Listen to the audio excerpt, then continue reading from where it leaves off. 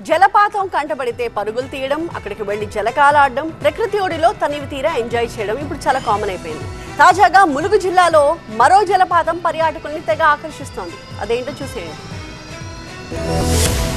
తెలంగాణ ఛత్తీస్గఢ్ సరిహద్దులోని ములుగు జిల్లా అడవులు జలపాతాలకు పెట్టింది పేరు. ఇప్పటికే ఈ ప్రాంతంలో 8 జలపాతాలు పర్యాటకులకు కనువిందు చేస్తున్నాయి. తాజాగా ములుగు జిల్లా అడవుల్లో మరో అద్భుతమైన జలపాతం పర్యాటకుల్ని విపరీతంగా ఆకర్షిస్తోంది. దట్టమైన అడవిలో కనుల విందు చేస్తోంది. ఎత్తైన కొండలపై నుంచి జాలువారుతోన్న మహిదాపురం జలపాతం అందాల్ని వీక్షించేందుకు దట్టమైన అడవిలో 2 కిలోమీటర్ల మేర నడిచి వెళ్లి ఎంజాయ్ చేస్తున్నారు పర్యాటకులంతా. జోరు వానలు, వరద ఉధృతితో జలపాతాలన్నీ ఉప్పొంగుతున్నాయి. ముఖ్యంగా ఓవైపు వీకెండ్, మరోవైపు ఫ్రెండ్షిప్ డే కావడంతో జలపాతానికి పోటెత్తారు టూరిస్టులంతా.